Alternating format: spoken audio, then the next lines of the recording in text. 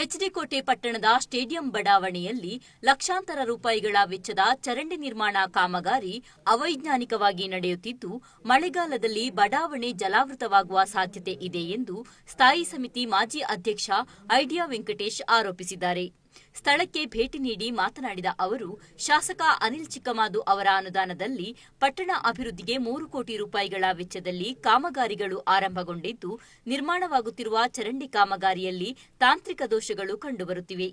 ಕಾಮಗಾರಿ ಆರಂಭವಾದ ನಂತರ ಇಲ್ಲಿಯವರೆಗೆ ಪುರಸಭೆಯ ಮುಖ್ಯಾಧಿಕಾರಿ ಸುರೇಶ್, ಸಂಬಂಧಪಟ್ಟ ಇಂಜಿನಿಯರ್ ಸುಪ್ರೀತ್ ಸ್ಥಳಕ್ಕೆ ಬಂದು ಸಮರ್ಪಕವಾಗಿ ಪರಿಶೀಲನೆ ನಡೆಸಿಲ್ಲ ಎಂದು ದೂರಿದರು.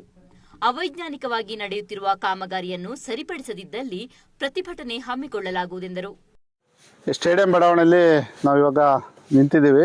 ಇಲ್ಲಿ MLA ಅವರ ಗ್ರಾಂಟಿಂದ ಡ್ರೈನು ಮತ್ತು ರಸ್ತೆಯನ್ನು ಮಾಡಲಿಕ್ಕೆ ಕಾಮಗಾರಿಯನ್ನು ಪ್ರಾರಂಭ ಮಾಡಿದ್ದಾರೆ. ಇದಕ್ಕೆ ಮುಂಚೆ ಬಂದು ಏನು ನಿರ್ಮಿತಿ ಕೇಂದ್ರದಿಂದ ಈ ಕಾಮಗಾರಿಯನ್ನು ನಿರ್ವಹಣೆ ಮಾಡ್ತಿದ್ದಾರೆ ಅವ್ರನ್ನ ಇಂಜಿನಿಯರನ್ನು ಮತ್ತು ಮುಖ್ಯಾಧಿಕಾರಿಗಳನ್ನು ಹಾಗೂ ಸಾರ್ವಜನಿಕರನ್ನ ಎಲ್ಲರನ್ನೂ ಕರೆಸಿ ಈ ವ್ಯವಸ್ಥಿತವಾಗಿ ಡ್ರೈನ್ನ ಮಾಡಬೇಕು ಅಂತೇಳಿ ನಾವು ಈ ವಾರ್ಡ್ನ ಸದಸ್ಯರಾಗಿ ಮಾಜಿ ಸದಸ್ಯರಾಗಿ ಹೇಳ್ಬಿಟ್ಟು ಹೋಗಿದ್ವಿ. ಬಟ್ ಈ ವ್ಯಕ್ತಿ ಇಂಜಿನಿಯರು ಕೆಲಸದ ಹತ್ರ ಇರದೆ ಅವೈಜ್ಞಾನಿಕವಾದ ರೀತಿಯಲ್ಲಿ ಕಾಮಗಾರಿಯನ್ನು ಮಾಡಿದ್ದಾರೆ. ನೋಡಿ, ಅಲ್ಲಿ ಹಿಂದ್ಗಡೆ ಬಂದು 2 ಅಡಿ ಡ್ರೈನ್ನ 1.5 ಅಡಿ ಡ್ರೈನ್ಗೆ ಕನೆಕ್ಟಿವಿಟಿ ಕೊಟ್ಟಿದ್ದಾರೆ. ಇಲ್ಲಿ ಏನಂತಂದರೆ, ಈ ಡ್ರೈನ್ ಮಾಡೋ ಉದ್ದೇಶ ಏನಂತಂದರೆ, ಚರಂಡಿ ನೀರಿಗಿಂತ ಹೆಚ್ಚಾಗಿ ಮಳೆ ಬಂದಂಥ ಸಂದರ್ಭದಲ್ಲಿ ಮೇಲ್ಗಡೆಯಿಂದನೂ ಕೂಡ ನೀರು ಅತಿ ಹೆಚ್ಚಾಗಿ ಬರುವಂಥ ಸಂಭವ ಜಾಸ್ತಿ ಇದೆ.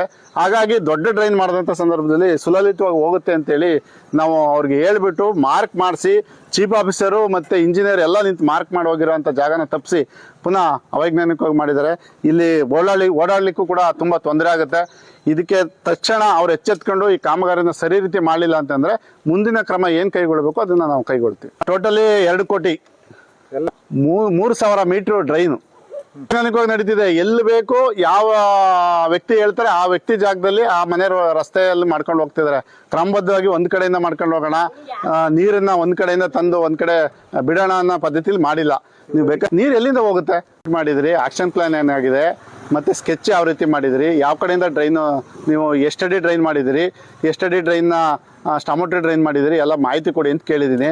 ಇಲ್ಲ ಆಗಿದೆ ಅಂತ ಹೇಳ್ತಾರೆ ಅಷ್ಟೇ ಹೊರತು 3 ಕೋಟಿ ಆಗಿದೆಯಾ, 2 ಕೋಟಿ ಆಗಿದೆಯಾ, 5 ಕೋಟಿ ಆಗಿದೆಯಾ ಸರಿಯಾದ ರೀತಿ ಇವತ್ತಿನವರೆಗೂ ಅವ್ರು ಮಾಹಿತಿ ಕೊಡ್ತಾ ಇಲ್ಲ. MLA ಅವರು